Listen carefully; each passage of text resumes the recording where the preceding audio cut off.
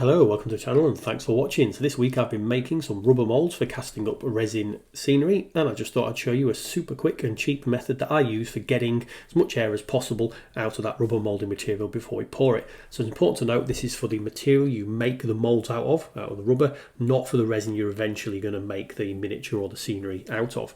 So all it is a vacuum bag that you would put clothing and linens, that kind of thing, in for storage. A big plastic plant pot I'm using in this case, and you can see here I've put in the container that I've mixed the rubber material into this plant pot, and I'm now just drawing the air out. Now that outside container is only there to stop the small container being crushed and the material leaking.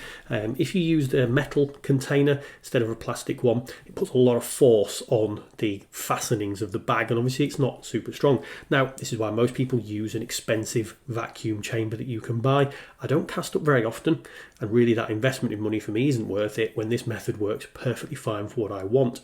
So why do we want the air out of the rubber moulding material? The more air you've got in that rubber when it finally sets after a few hours of curing, the more chance there is of a small bubble or something being right next to the model or scenery you're wanting to cast, and then every time you pour resin into that mould, that bubble will cause a lump on the final figure or scenery that you are trying to make. So the less issues we have in the rubber, the less issues we'll have with the final product.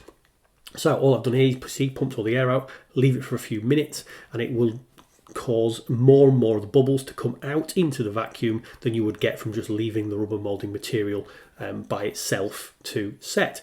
So more useful the smaller space there is for air to escape, less useful on the mould I'm going to show you, but the mould I'm going to show you demonstrates this process perfectly. So here there's plenty of space for the air to escape.